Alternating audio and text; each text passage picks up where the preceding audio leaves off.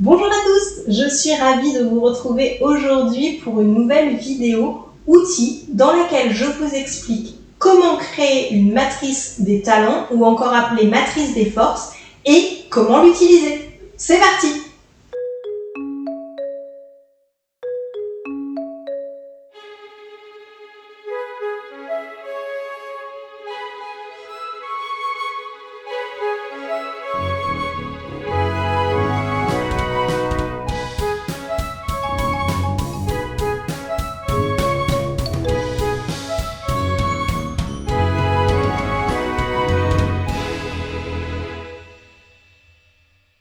Alors aujourd'hui, un décor un petit peu différent parce que le style de la vidéo va aussi être différent. Vous allez le voir, là je vous enregistre une petite introduction et après j'ai travaillé avec une présentation, avec une voix off parce que c'était vraiment ce qui allait de plus simple d'après moi pour pouvoir comprendre les différentes étapes pour la construction de votre matrice et pouvoir l'interpréter au mieux. Et donc je vous laisse tout de suite avec cette partie de la vidéo et je vous referai une toute petite conclusion à la fin pour vous dire au revoir. Mais je vous laisse tout de suite avec les images et la voix off. Alors, la construction de votre matrice des talents ou matrice des forces va se passer en 3 étapes. Les 2 premières étapes vont être les plus longues et en fait ne sont qu'une préparation à la création de votre matrice des talents ou des forces, mais c'est une condition sine qua non, sinon vous n'aurez pas une matrice qui vous sera utile et qui sera complète. Donc la première chose, c'est pendant 1 à 2 semaines de relever absolument tout ce que vous faites. Mais plus vous allez détailler, mieux ça va être. Donc en fait, ne me mettez pas faire le ménage, détaillez. Est-ce que vous faites les carreaux? Est-ce que vous faites de la lessive? Est-ce que vous faites du repassage? Est-ce que vous êtes en train de cuisiner? Est-ce que vous êtes en train d'épouster les meubles? Parce que dans tout ce que je viens de citer me concernant, il y a des choses que j'aime faire. Par exemple, le repassage est quelque chose qui ne me dérange absolument pas. Par contre, faire les carreaux, c'est une catastrophe pour moi. Et pour préparer un petit peu ce qu'on va voir après, je n'aime pas ça et je ne suis pas douée. Donc, du coup, l'intérêt, c'est vraiment de noter tout ce que vous faites. Même chose pour votre partie professionnelle. Ne me dites pas travailler. Est-ce que vous êtes en train de répondre à des mails? Est-ce que vous êtes en train de créer et de préparer une réunion? Est-ce que vous êtes en train de faire du suivi client? Est-ce que vous êtes en train de faire du marketing? Est-ce que vous êtes en train de faire de la prospection pour trouver des nouveaux clients? Tout ça sont des étapes différentes.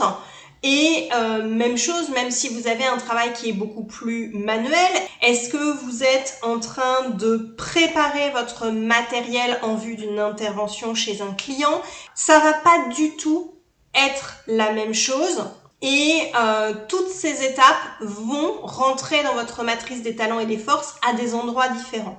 Donc plus vous allez avoir une liste exhaustive de ce que vous avez fait pendant 1 à 2 semaines et la plus détaillée possible, plus votre matrice par la suite sera complète et utilisable. Une fois que vous avez fait ce relevé pendant 1 à 2 semaines, vous allez prendre 2 feuilles de papier. La première, vous allez la prendre dans le sens paysage. Donc ça veut dire qu'elle doit être plus large que haute, votre feuille.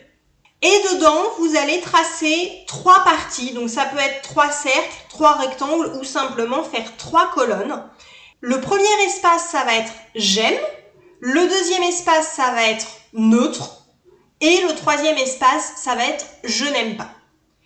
Et maintenant, vous allez prendre votre relevé de la ou des 2 dernières semaines et vous allez placer tout ce que vous avez fait depuis 1 à 2 semaines dans une de ces catégories. L'idéal, c'est d'avoir le moins de choses possible dans neutre.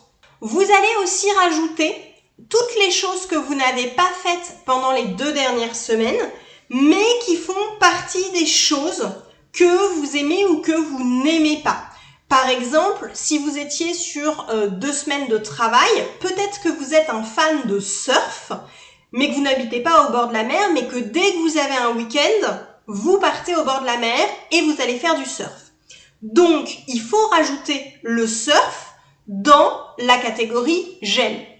Si, à l'inverse, vous avez horreur de faire du repassage et que vous le limitez au maximum et que, heureusement pour vous, vous n'en avez pas fait pendant les 2 dernières semaines, il faut rajouter le repassage à la catégorie des choses que vous n'aimez pas.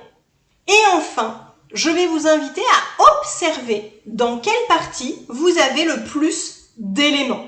Est-ce que, globalement, dans ce que vous avez fait dans les 2 dernières semaines et dans les activités que vous avez rajoutées, vous avez une majorité de choses que vous aimez ou une majorité de choses que vous n'aimez pas? Et déjà, en regardant ça, ça peut vous permettre d'équilibrer votre vie. Il faut que vous rajoutiez au maximum des choses que vous aimez et que vous déléguiez ou que vous fassiez moins souvent ce que vous n'aimez pas. Ça vous permettra d'avoir une vie qui sera plus équilibrée et une vie que vous apprécierez un peu plus. Maintenant, sur la deuxième feuille, vous allez faire exactement la même chose, sauf que l'on va changer les catégories. Donc, vous prenez une deuxième feuille, vous la mettez aussi dans le sens paysage, c'est-à-dire qu'elle soit plus longue que haute. Et vous allez la séparer en 3 parties, 3 cercles, 3 rectangles ou 3 colonnes. Et vous allez nommer chacun de ces espaces. Un espace « Je suis doué », un espace neutre et un espace « Je ne suis pas doué ». De la même manière, vous allez venir reprendre votre liste de tout ce que vous avez fait pendant 2 semaines, plus les éléments que vous avez rajoutés pour j'aime, neutre et j'aime pas.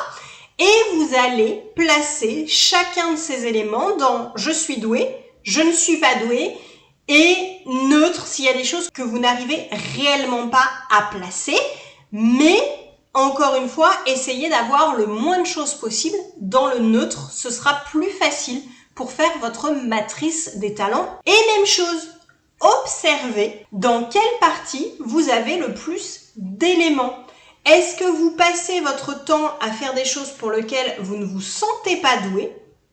Ou est-ce que vous avez principalement des choses pour lesquelles vous vous sentez doué?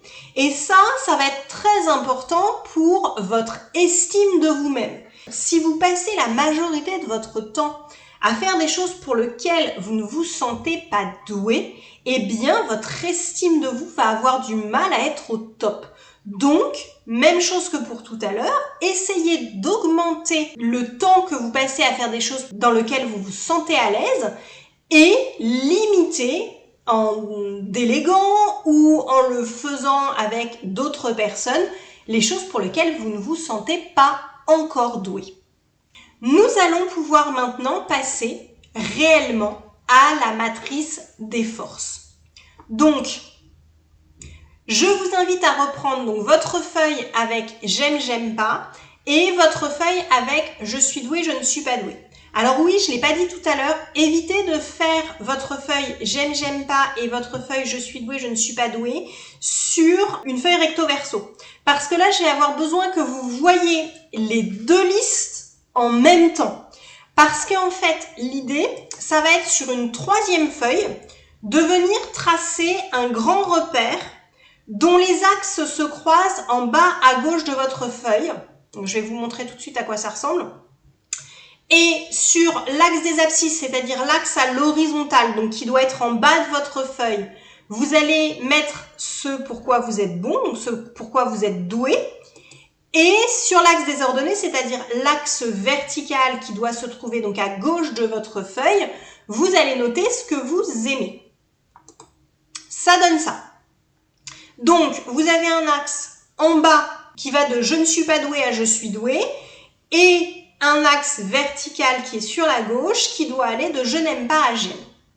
Et on va couper la matrice en 4 sections. Donc, en fait, on va venir faire 4 carrés, comme sur l'image, pour séparer donc notre repère en 4 morceaux. Dans le carré en bas à gauche, vous avez ce pourquoi vous n'êtes pas doué et que vous n'aimez pas. Dans le carré en bas à droite, vous avez ce que vous n'aimez pas et ce que vous aimez. Dans le carré en bas à droite, vous avez ce que vous n'aimez pas mais pour lequel vous êtes doué.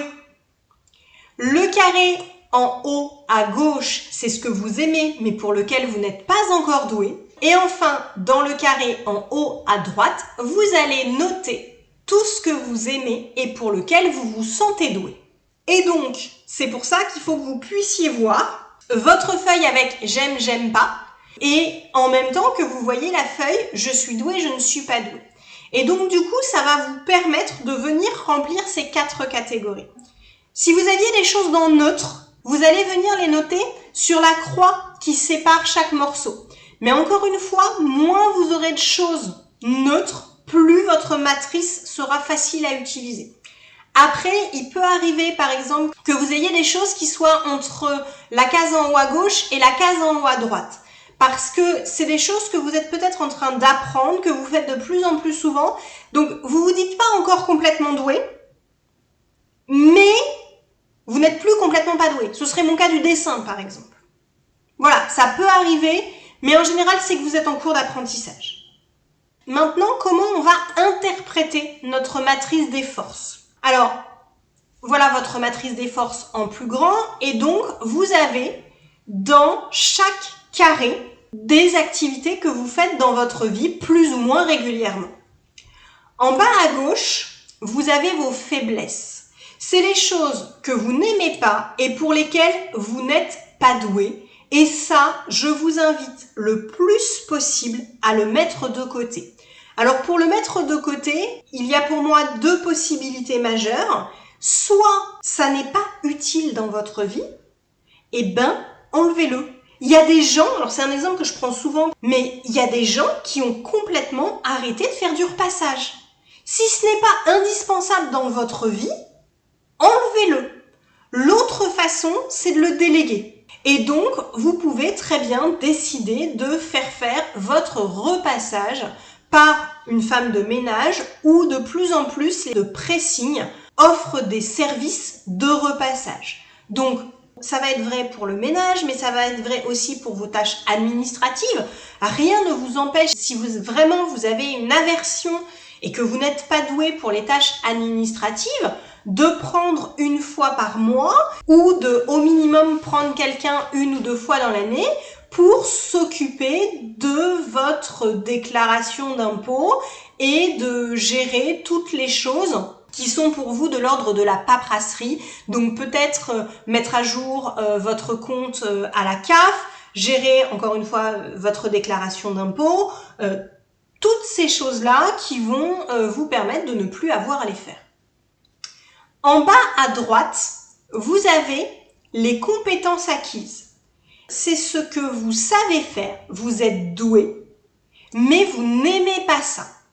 Et ça, je vais vous inviter à les modérer parce que ce sont des activités pour lesquelles vous êtes performant, mais qui vont vous demander beaucoup d'énergie. Comme vous n'aimez pas ça, ça va être compliqué pour vous de vous y mettre et d'y passer des heures. Et donc ça, il faut absolument le modérer, sinon vous risquez d'aller à l'épuisement et si c'est d'un point de vue professionnel, d'aller au burn-out. C'est pour ça qu'il y a des personnes qui sont très douées dans leur métier, mais qui font des burn-out parce que, au-delà du fait qu'ils en font trop, c'est que ça leur demande tellement d'énergie parce qu'ils sont dans ces compétences acquises, vous ne vous épanouissez pas et donc vous allez à l'épuisement. En haut à droite, vous avez vos talents révélés. Et c'est la zone dans laquelle vous devez passer le plus de temps. Vous êtes doué, vous aimez ça, les choses se font facilement parce que, voilà, comme vous aimez ça, vous n'avez pas de mal à vous y mettre. Comme vous êtes doué, vous avez une reconnaissance des gens qui vous entourent pour ce que vous faites et du coup, vous vous y sentez bien. Et c'est vraiment la zone à privilégier. Vous devriez passer un maximum de temps dans vos journées et dans vos semaines dans cette case-là. Enfin, la case en haut à gauche, ce sont vos potentiels. C'est votre zone d'apprentissage. Vous aimez ce que vous faites, mais vous n'êtes pas encore doué. Et donc, ça va pour l'instant générer du plaisir, des moments de flow, mais vous n'avez pas encore de résultats qui sont exploitables, je dirais, au sens peut-être monétaire du terme, ou peut-être si c'est un sport, vous n'avez pas encore des résultats qui pourraient vous permettre de faire de la compétition. Alors il y a des potentiels qui sont faits pour rester des potentiels. Personnellement, le dessin, les arts créatifs, c'est quelque chose que j'aime beaucoup, qui m'apporte beaucoup de plaisir. J'y passe un certain temps dans ma semaine parce que ça me fait du bien, mais ça n'a pas pour vocation de passer comme talent révélé. Je n'ai pas besoin de devenir doué en dessin ou en art créatif. Pour moi, le dessin et l'art créatif sont des choses qui me permettent de me détendre, qui me permettent aussi d'apprendre à mieux me connaître par le journal créatif, mais je n'ai pas besoin de devenir doué, je n'ai à aucun moment, pour l'instant, ça changera peut-être un jour, mais l'objectif de vendre des illustrations ou de donner des cours de dessin, donc je n'ai pas besoin de devenir doué dans ce domaine. Par contre, il y a des potentiels où je vous invite vraiment à les travailler au maximum parce que vous pouvez les faire passer dans des talents révélés et c'est ce qui pourra peut-être un jour vous permettre de vivre de votre passion et de pouvoir faire de vos potentiels des talents et de monétiser ces talents de façon à passer 80 voire 90% de votre vie professionnelle dans vos talents révélés et donc de pouvoir vivre de quelque chose qui vous apporte et qui vous procure énormément de bonheur. Voilà, vous savez maintenant ce qu'est une matrice des talents ou une matrice des forces et comment l'utiliser pour équilibrer votre vie et pour faire que votre vie soit plus épanouissante, que vous vous sentiez mieux au quotidien dans votre vie. J'espère que ce format de vidéo vous a plu. N'hésitez pas à me dire dans les commentaires si vous avez trouvé ça plus clair. C'est vrai que pour certains outils, je trouve ça intéressant de pouvoir utiliser un support type PowerPoint de façon à ce que ce soit plus clair et que vous puissiez vraiment suivre les étapes. Là, j'avoue que pour la création de la matrice, le fait de voir les axes et tout, si je devais tout vous expliquer et juste vous mettre une petite photo à droite ou à gauche, ça aurait été plus compliqué. Je pense que c'était plus clair et que du coup, vous aurez plus de facilité à créer votre matrice. Je sais que c'est un outil qui prend du temps à mettre en place puisqu'il y a un relevé d'1 à 2 semaines de toutes les activités que vous faites, d'ajouter aussi toutes les activités que vous ne faites pas hyper régulièrement mais que vous aimez, que vous avez envie de rajouter, qui font partie de votre vie. Et que du coup, c'est un outil qui est long à mettre en place. Mais vraiment, c'est un outil hyper intéressant. Donc, je vous invite de vraiment faire l'effort de faire cet outil parce qu'il va vraiment vous apporter beaucoup et va vraiment vous être utile pour créer une vie qui vous ressemble et dans laquelle vous allez pouvoir vous épanouir. Je vous laisse là pour aujourd'hui. Je vous souhaite une belle soirée ou une belle journée en fonction de l'heure à laquelle vous m'avez écouté. Et je vous dis à très vite pour une prochaine vidéo. Au revoir!